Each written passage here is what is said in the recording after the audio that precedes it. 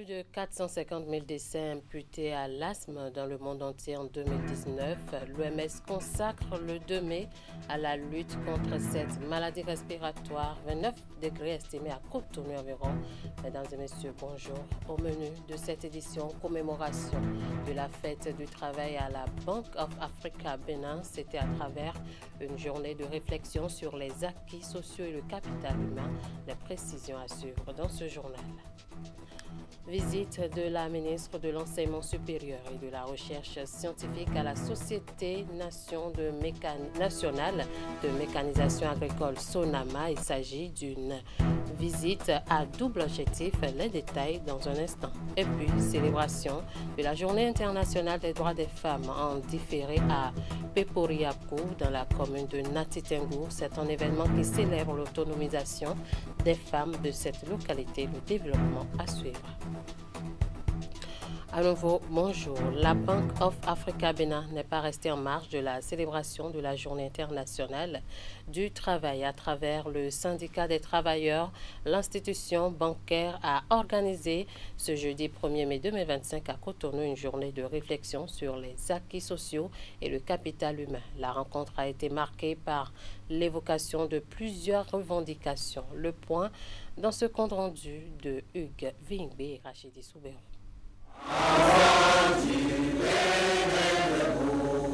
C'est par une exécution en chœur de l'hymne national que démarre cette journée commémorative. Au centre des préoccupations des travailleurs, la préservation des acquis sociaux et la valorisation du capital humain. Il nous revient ensemble de trouver un équilibre entre la valorisation du capital humain, la sécurisation des acquis sociaux et la performance de notre entreprise. En conséquence, le thème de cette rencontre syndicale est « Transformation stratégique dans l'entreprise. Quel avenir pour la sécurisation des acquis sociaux à la BOA Bénin ?» À travers une communication interactive, cette thématique sera développée par le secrétaire général de la CSA Bénin, qui n'a pas manqué de saluer l'engagement et le leadership du secrétaire général du Centra BOA. La thématique qui a été choisie par vous est le signe que même s'il n'y a pas un malaise, il y a de l'inquiétude dans le rang des travailleurs parce que vous êtes en pleine réforme. Et lorsqu'une réforme ne tient pas compte de l'humain, je pense qu'il y a des soucis que nous devons nous faire. Mais le véritable point d'orgue de cette journée de réflexion est la présentation des doléances du personnel. Il s'agit de l'augmentation des primes de transport et de logement qui n'ont pas évolué depuis plus d'une décennie. La dotation en matériel et en équipement adéquat de nos agences et de nos entités. Le maintien de la mesure de juin, la revalorisation salariale au profit des agents de l'employeur. Face à ce chapelet de revendications, le directeur général rassure ses collaborateurs. Je suis partisan d'une meilleure distribution de la richesse au niveau du personnel et l'ensemble des doléances qui ont été évoquées là. Je pense que ça va être consigné dans un cahier de doléances qui nous sera transmis et je me ferai fort au niveau du conseil d'administration de défendre ces différentes doléances. Ouvert au public en 1990, la BOA Bénin est une banque commerciale universelle disposant de près de 50 agences sur le territoire national pour plus de 500 agents.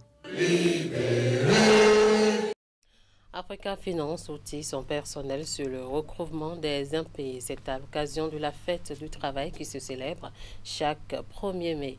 La formation de 3 jours va permettre aux participants de cerner les stratégies pouvant leur permettre de mieux exercer leur mission. Également, au menu de cette célébration, une séance de don de sang au profit du personnel et des clients de l'institution financière Ingrid Day. Lorsque nous avons confiance en vous et nous mettons les crédits à votre disposition, veillez bien les rembourser pour le bien de toutes les institutions de microfinance au Bénin. Les impayés, l'un des plus grands maux qui mine les institutions financières au Bénin. Et Africa Finance n'est pas épargnée. En ce jour, jeudi 1er mai 2025, où le monde entier célèbre les efforts des travailleurs, l'institution mutualiste d'épargne et de crédit outille son personnel sur le recouvrement efficace des créances en impayés. Vous savez, en tant qu'institution de microfinance, nous avons vraiment ce défi de recouvrer les fonds mis à la disposition du public. Et de plus en plus, nous notons qu'il y a les impayés qui semblent plonger les institutions que nous dirigeons. C'est pourquoi aujourd'hui, 1er mai, qui devrait être normalement juste pour la fête, faire des festivités, nous avons décidé vraiment conscientiser le personnel, les amener à mieux comprendre que les fonds que nous mettons à la disposition du public, de la population, doivent revenir. Amener ces acteurs à intégrer les règles encadrant la fourniture et la garantie du crédit et le recouvrement des impayés dans le contexte des systèmes financiers décentralisés. Ainsi se décline l'objectif de cette formation de 3 jours. Pour sa réussite, Africa Finance a dépêché un expert pour conduire les débats, une initiative dont se réjouissent les participants. Je félicite la directrice générale de Africa Finance et en même temps notre présidente au niveau de l'association professionnelle des systèmes financiers décentralisés au Bénin pour cette belle initiative. Et donc c'est un défi majeur et je pense que la directrice générale a trouvé juste l'accord de former son personnel. Nous avons beaucoup d'attentes. La première attente, c'est de réduire considérablement les impayés et changer le comportement des agents sur le terrain lors des méthodes de recouvrement, puisqu'il y a des méthodes de recouvrement qu'il faut éviter. Donc il faudra donc qu'ils s'approprient cela, qu'ils adoptent de meilleurs comportements. À part cela, nous avons des attentes de l'amélioration de notre portefeuille de crédit. Toujours dans le cadre de cette célébration, Africa Finance a également initié une séance de don de sang au profit de son personnel et de ses clients. Le président de la Haute Autorité de l'Audiovisuel et de la Communication a quitté ce 1er mai 2025, jour de célébration de la fête du travail dans les locaux de Canal 3 Bénin. Accompagné d'une forte délégation, Édouard Locaux a effectué une visite guidée de plusieurs compartiments de la chaîne de télévision, dont la rédaction, la salle de diffusion, les différentes installations techniques, y compris le président de l'instance de régulation des médias pour la circonstance écoutée le personnel de la télévision et recenser leurs doléances dans divers secteurs. Suivez ici Basile Chibozo, deuxième rapporteur à la HAC, à la fin de cette visite. De la HAC, de la délégation conduite par son président, M. Édouard Locaux, était de s'enquérir un peu les problèmes que les télévisions rencontrent sur de Cotonou d'abord. Hier, on était à l'ORTB, on a pu appréhender un peu les problèmes du public. Aujourd'hui, on est au niveau de Canal 3, où nous avons visité les locaux, nous avons vu le personnel et nous avons pu appréhender les différents problèmes que la maison rencontre. Après les visites, on a fait une séance et il est apparu un certain nombre de difficultés techniques, opérationnelles, électriques, etc. que rencontre la chaîne. Et vous comprenez qu'en cette matière, la HAC ne peut pas venir sans essayer quand même de faire quelques propositions pour solutionner un peu les problèmes que Canal 3A et pas ricocher les médias ont en général. Donc la HAC a promis appuyer un peu la maison dans les limites de ses moyens pour vraiment que ça puisse aller. Donc c'est une visite de travail, d'appréhension des problèmes et de solution des problèmes. Voilà. Donc la HAC est à l'écoute des médias. Là, c'était une mandature à l'écoute des médias et c'est encore la plus supplémentaire.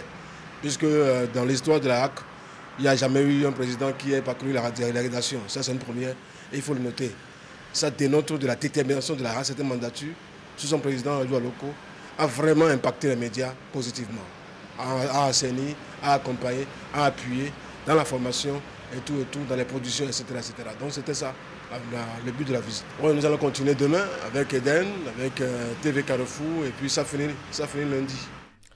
Je l'annonçais en début d'édition, la ministre de l'Enseignement supérieur et de la Recherche scientifique était en visite à la Société nationale de mécanisation agricole Sonama à Ouidah. Cette visite s'inscrit dans une double logique de découverte et de soutien du gouvernement aux actions qui se font dans cette unité de production et de promotion de la mécanisation agricole au Bénin. Virgile Rodagnon et Jocelyn Barriga nous en disent plus. Éléonore Yahi Ladécan à la Société nationale de mécanisation agricole Sonama pour découvrir ce qui se fait dans ce secteur au Bénin. La ministre de l'Enseignement supérieur et de la Recherche scientifique vient s'imprégner de l'état d'avancement des partenariats que la Sonama établit avec les universités publiques du Bénin, ainsi que les différents stages dont les apprenants sont bénéficiaires dans cette société. Cette visite sera également l'occasion pour elle d'apprécier les résultats atteints par la Sonama en ce qui concerne la mécanisation agricole et la contribution de cette société à la formation et à l'insertion des apprenants dans la vie active. Nous sommes un acteur économique et nous avons besoin de compétences fortes, pas seulement théoriques mais aussi pratiques. Et je vous avoue que dans un premier temps, la majorité des jeunes que nous avons recrutés ont souvent bénéficié de 6 à 8 mois d'incubation pour opérationnaliser leurs compétences. Et nous avons de plus en plus de stagiaires des universités. À ce jour, la Sonama a déjà financé 3 thèses de doctorat. La première sur l'impact des charrures à disque sur la fertilité des sols, la deuxième sur la récolte mécanisée du coton et la troisième sur l'agriculture de conservation. Et c'est justement la présentation de ce travail stratégique pour l'avenir de l'agriculture béninoise qui a émerveillé l'autorité. Et je veux lire sur vos visages la joie d'avoir appris quelque chose de plus. Lire en vous toute la dose d'engagement pour aller affronter les réalités du terrain et donner la preuve de votre efficacité. Les agriculteurs, les transformateurs, les éleveurs attendent quelque chose pour lutter contre la pénibilité à laquelle ils font face. Et ils comptent sur vous. Il ne faut pas sortir et aller faire de l'à peu près en ce moment où le Bénin gagne en notoriété, en référence. Au cœur de la mécanisation agricole au Bénin, la Sonama, située à Ouida, est créée pour aider les producteurs à moderniser leur agriculture en leur facilitant l'accès aux équipements mécaniques et à la formation. Le développement des filières de techniques commerciaux en équipements agricoles, la communication entre les lycées techniques agricoles et les cycles universitaires et l'introduction de l'anglais pratique dans les curricula scolaires et universitaires sont les 3 principales doléances présentées à la ministre avant son départ. Nous sommes dans le département du Mono à présent. Les membres de la Chambre de commerce et d'industrie du Bénin ont procédé la semaine écoulée à l'examen des comptes de l'exercice clos au 31 décembre 2024. C'est à la faveur de l'Assemblée consulaire, la toute première de la nouvelle mandature 2025-2030. Les travaux se sont déroulés à Agoué dans la commune de Grand Popo. Voici les détails avec Narcisse Alossé et Florent Dor. Les assises répondent aux dispositions statutaires de la Chambre de commerce et d'industrie du Bénin. Des dispositions qui demandent de procéder à l'examen des comptes de l'exercice finissant dans les délais prescrits. Et c'est à cette tâche que s'attellent ici les élus consulaires. D'entrée, le premier élu de l'institution a égrené le chapelet des réalisations. Nous avons conduit la création de la société privée Bénin Manutention SA qui va renforcer la qualité des services logistiques de notre pays. Nous avons amorcé la création du Fonds d'appui catalytique et de solidarité FASC et de la Société de gestion de patrimoine immobilier de la Chambre de commerce et d'industrie du Bénin, la construction de notre futur siège qui projette résolument la Chambre de commerce et d'industrie du Bénin dans le futur et renforce notre engagement auprès de nos mandants. À ces réalisations, il faut ajouter bien d'autres initiatives prises pour soutenir le secteur privé béninois dans sa transformation et sa modernisation. Les efforts sont allés au-delà des frontières du pays avec une participation active à diverses missions commerciales et économiques, mais aussi un impressionnant volume d'engagement dans les institutions sous-régionales. Et déjà, il y a de nouvelles perspectives pour l'avenir. Nous allons mettre l'accent sur l'ouverture des entreprises béninoises aux opportunités, préparer le terrain pour une économie structurellement solide et diversifiée.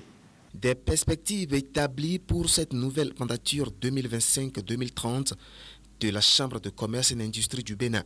Globalement, L'État central se dit séduit par le respect des délais prévus pour cet exercice statutaire d'examen des comptes. L'examen et l'arrêté des comptes à bonne date de l'exercice clos marquent une étape essentielle dans la bonne gestion de la vie de toute institution.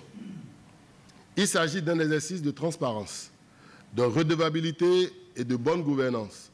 Mieux encore, il s'agit d'un devoir de reddition des comptes au mandant. Je remarque avec bonheur que notre institution consulaire est dans cette bonne dynamique. Derrière l'examen, les états financiers de l'exercice clos 31 décembre 2024 ont été adoptés à l'unanimité de cette assemblée consulaire, tout comme le rapport d'activité de performance 2024. Bonne nouvelle pour les clients de Canal Plus Bénin. Canal Box arrive avec une offre Internet illimitée, très haut débit, fiable et accessible à partir de 15 000 francs CFA par mois. C'est un produit mis sur le marché par la société GVA Group Vivendi Africa et le Bénin devient ainsi le 9e pays dans lequel le groupe s'implante. La cérémonie de lancement s'est déroulée dans la soirée du mercredi en présence de plusieurs autorités. Voici le compte rendu avec Ouliat Sanoussi.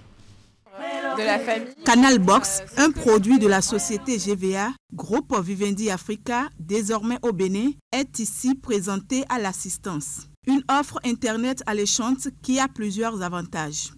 Canal Box, c'est une offre de connexion à Internet par la fibre, illimitée, fiable, stable. Et notre ambition avec cette offre qui arrive sur le marché béninois, c'est de contribuer à notre échelle à la démocratisation d'Internet au Bénin. Et ce qu'on apporte avec l'offre Canal Box, c'est vraiment une connexion illimitée, fixe, à domicile. Un Internet qui va être ultra rapide et ça, peu importe le nombre de personnes qui sont connectées dans la maison, il n'y aura pas de réduction de débit ou de réduction de la rapidité. Pour ce début, seules les villes de Cotonou et d'Abomey-Calavi bénéficient de l'offre Canal Box et plusieurs zones sont déjà connectées. 2 formules d'offres Internet sont disponibles et l'installation de Canal Box coûte 10 000 francs CFA. On a une première formule qui s'appelle Start à 15 000 francs CFA pour 50 mégabits par mois. Et vous avez une deuxième formule qui s'appelle Premium à 30 000 francs CFA pour 200 mégabits seconde. Déjà, pour souscrire, il faut être dans un quartier qui est raccordé à la fibre Canal Box, donc il faut pouvoir être éligible. GVA est un fournisseur d'accès Internet à destination des familles et entreprises africaines. Le Bénin étant très consommateur d'Internet, il devient ainsi le 9e pays dans lequel la société acte sa présence. Je tiens à vous assurer de l'engagement de GVA à tous les niveaux, technologiques, humains, financiers. Nous venons avec des équipes passionnées, une expertise reconnue et la volonté de contribuer pleinement à l'essor du numérique et à la transformation digitale du pays. Leur présence correspond à un besoin réel exprimé par les populations et nous espérons effectivement qu'ils pourront réaliser leurs objectifs. En tant que représentants de l'ARCEP, nous ferons tout pour les soutenir. Le ministère du numérique et de la digitalisation réaffirme ici son engagement à créer un environnement favorable à l'éclosion d'un système numérique résilient, innovant et inclusif. Le service client dédié pour toute information est le 70 44. Le souhait de tous est que l'offre Canal Box puisse s'étendre au-delà d'Abomey-Calavi et Cotonou. Après une élection tenue le dimanche 27 avril dernier en vue du renouvellement du bureau du Haut Conseil des Nigériens à l'extérieur, il a été procédé à la proclamation des résultats définitifs. Mercredi 30 avril 2025, la séance a eu lieu à l'ambassade du Niger près le Bénin. Je vous invite à suivre le point de Jean Toinko, présenté ici par Florence Bossa. C'est toute une foule ici à l'ambassade du Niger au Bénin. Le taux de participation à cette élection pour le renouvellement du bureau du Haut Conseil des Nigériens à l'extérieur est de 78,49% sur un total de 6 823 électeurs inscrits. Sont élus membres du bureau du Haut Conseil des Nigériens à l'extérieur Amadou Garba Idrissou, président. 2. Amadou Sani, vice-président. 3. Moussa Gado Banya Karim, secrétaire général. Youssoufa Aboubakar, secrétaire général adjoint. Garba Harouna, trésorier général. Amadou Bachir, trésorier général adjoint. Saini Mohamed El Mokhtar, secrétaire à l'organisation. Ali Hamza, secrétaire à l'organisation adjoint. Ali Zoubeirou, secrétaire à l'information et à la communication. Boubacar Ibrahim, secrétaire adjoint à l'information et à la communication. Abdou Wahabou Abdul Nasir, secrétaire aux affaires sociales et culturelles. Abou Talib Hamadi Suleiman, secrétaire adjoint aux affaires sociales et culturelles. Tahirou Issa Fati, secrétaire à la promotion de la femme. Adamou Mayatou Adamou, secrétaire adjoint à la promotion de la femme. Idrissou Amadou est donc élu président du Haut Conseil des Nigériens à l'extérieur pour un mandat de 4 ans. Une élection transparente qui marque un tournant décisif selon les Nigériens résidant au Bénin. C'est au bout de l'ancienne corde qu'il faut tisser une nouvelle. Les nouveaux auront besoin d'expérience des anciens pour faire marcher, pour faire tourner la machine. Et nous souhaitons bonne chance au nouveau président, bonne chance aux membres élus et vive l'amitié et la coopération entre le Bénin et le Niger. Masha'Allah, on remercie le bon Dieu qui nous a montré aujourd'hui le bon jour parce que vraiment c'est une élection qui s'est très bien passée et on remercie le gouvernement de Niger. À part ça aussi, on remercie l'ambassadeur avec son équipe et avec les membres du comité qui sont là, qui sont organisés les élections. Et on remercie aussi toute la communauté nigérienne qui sont ici au Bénin, qui nous a soutenus jusqu'à ce moment.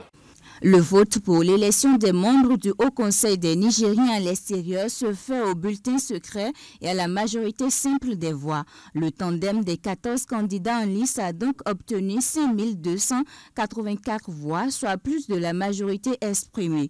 L'étape suivante est l'installation du nouveau bureau exécutif. Les manifestations de la Journée internationale des droits des femmes se sont déroulées à l'échelle planétaire le 8 mars 2025. Mais les femmes de Peporiakou, j'y arrive, un arrondissement de Natitengo ont choisi le dimanche 13 avril 2025 pour célébrer en différé leur propre autonomisation. L'événement qui est à sa 3e édition a été parrainé par Eric Pontikamou, Alassane Aouna. La ferme détermination de ces braves femmes de Peporiakou, un arrondissement périphérique de la commune de Natitengo, à promouvoir au fil des ans leur propre autonomisation n'est plus à démontrer. Mobilisées pour la circonstance autour de leur chef d'arrondissement, elles se sont donné rendez-vous ce dimanche 13 avril 2025 pour célébrer, et ce en différé, la Journée internationale de la femme, édition 2025. Aujourd'hui, nous ne célébrons pas seulement notre beauté, notre douceur ou notre courage. Nous célébrons surtout notre force, notre résilience, notre intelligence et notre rôle indispensable dans le développement de Peporiakou. Notre chemin n'est pas toujours facile. C'est pourquoi cette journée est la nôtre pour nous en remercier, nous en féliciter et nous honorer pour tous les efforts que nous faisons au quotidien. Dans leur quête quotidienne pour parvenir à l'autonomisation à travers leurs différentes activités génératrices de revenus, ces femmes bénéficient non seulement des actions de l'État central, mais aussi de cet homme de cœur et d'action, Eric Pontikamou, lui qui a accepté de parrainer l'événement du jour. On ne peut pas parler de la Journée internationale de la femme sans parler de l'autonomisation de la femme. Et lorsque nous parlons de l'autonomisation de la femme à Peporiakou, nous encourageons nos chères mamans, nos chères épouses, nos chères sœurs pour qu'elles développent davantage les activités génératrices de revenus. C'est pour ça que le gouvernement de son Excellence, le président Patrice Talon, a accepté d'accompagner ces femmes à travers les aménagements au niveau de l'arrondissement. D'ici quelques semaines, on fera la réception des travaux. Et pour avoir réussi le pari de la forte mobilisation autour de cette célébration, ces femmes seront remerciées à leur juste valeur, aussi bien par la première autorité de l'arrondissement que par Potalmen, une ONG locale qui accompagne ces femmes dans leurs diverses activités. Chères dames, je voudrais vous féliciter pour ce jour. Avant même les manifestations proprement dites, c'est cette géante caravane à travers les rues de la localité qui a donné le top à cette célébration. Merci de nous avoir suivis. C'est la fin de cette édition. Merci à toute l'équipe de rédaction, de réalisation et de diffusion. Passez un très bon après-midi en compagnie de nos programmes.